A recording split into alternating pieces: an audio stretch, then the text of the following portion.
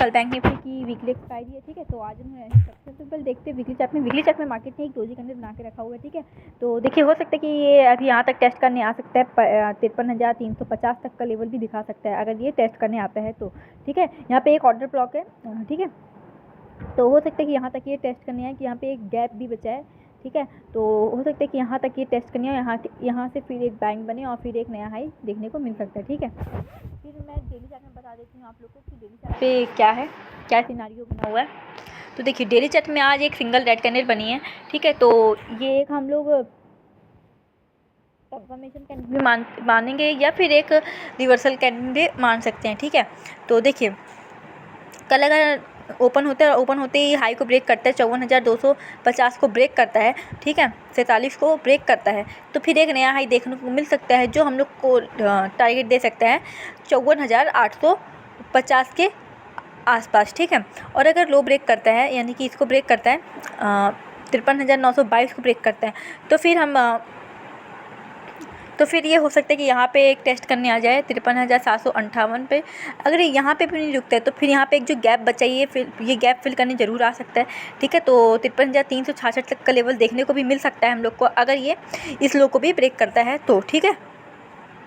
बाकी नज़र बना के रखिएगा। अभी फ़िलहाल मार्केट रेंज में है, कभी कभी समझ में नहीं आ रहा है क्योंकि मैं भी अभी ट्रेड नहीं कर पा रही हूँ क्योंकि मुझे समझ में आ नहीं रहा है, इस वजह से मैं कन्फ्यूज़न कैंडल में ट्रेड नहीं करनी, ठीक है। कन्फ्यूज़न मार्केट है अभी, तो इस वजह से मैं अभी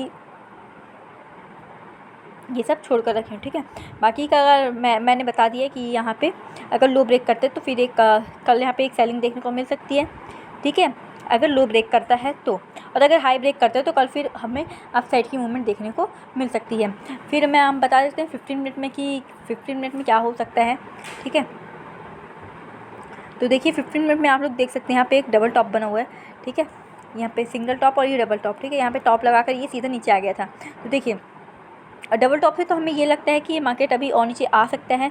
और अगर ये डबल टॉप नहीं है तो फिर ये हो सकता है कि कल मार्केट फ्लैट ओपन हुई, फ्लैट ओपन होता है यानी कि यहाँ से कहीं इस मूविंग एवरेज 54,060 और 54,886 के आसपास अगर ओपन होता है, तो ओपन होने के बाद अगर इस लो को ब्रेक करते हैं यानी कि 86 को ब्रेक करते हैं कि इस मूविंग एवरेज को आप लोग मान के रखिए। यहाँ पे एक ऑर्डर फ्लो है, ऑर्डर ब्लॉक है, ठीक है। अगर यहाँ पे ये एक तो ब्रेक करता है तो फिर हमें एक नीचे तक का मूवमेंट देखने को मिल सकता है जो फिर यहाँ तक ला सकता है। फिलहाल यहाँ तक तो यहाँ तक का टारगेट देखने को मिल सकता है। फर्स्ट टारगेट 53,702 का अगर इसको ब्रेक करता है तो फिर सेकंड टारगेट होगा पुट के लिए 53,406, ठीक है। और अगर हाई ब्रेक करते हैं यानी कि इस मूविंग एवरेज को ब्रेक करते हैं तो मेरा फर्स्ट टारगेट होगा कॉल के लिए 54,174 और सेकंड टारगेट होगा 54,244, ठीक है। अगर मार्केट को कल अगर नया हाई लगाना है तो यहाँ पे मार्केट को कम से कम आधे से 1 घंटे यहाँ पॉज करना चाहिए यानी कि एक रेंज बनाना चाहिए हाई पे, ठीक है। रेंज बनाकर ब्रेकआउट करते हैं तो ये एक सही क्या बोलते हैं सही ब्रेकआउट होगा, ठीक है। क्योंकि मार्केट बहुत ज़्यादा लिक्विडिटी स्वीप कर रहा है, ठीक है। मार्केट ब्रेकआउट करता है और ब्रेकआउट करके फिर नीचे आ जाता है यानी कि यहाँ पे बायर्स को बुला रहा है और फिर उनके एसएल हिट कर रहा है, ठीक है। तो आप लोग को बिना कंफर्मेशन में बिल्कुल भी ट्रेड नहीं करिए कि जैसे ही रेंज बना के ट्रेड करता है और निकलता है तो फिर ये एक कंफर्मेशन ब्रेकआउट ट्रेड होगा, ठीक है। और अगर मान लीजिए कल अगर गैप अप ओपन होता है यहाँ पे कहीं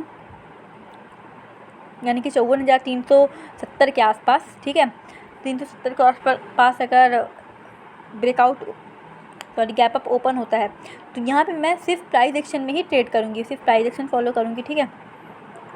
और अगर गैप डाउन ओपन हो जाते हैं यहाँ पे कहीं 53,735 के आसपास तो यहाँ पे मैं रेंज बनने का इंतज़ार करूँगी। रेंज बनते जिस साइड को ब्रेकआउट या ब्रेकडाउन करता है उस साइड को मैं ट्रेड लूँगी, ठीक है। बाकी ये भी एक गैप दिख रहा है तो हो सकता है कि इस गैप को भी फिल करने आ जाए क्योंकि यहाँ पे एक ऑर्डर ब्लॉक है, ठीक है। बाकी आप लोग नज़र बना के रखिएगा। धन्यवाद।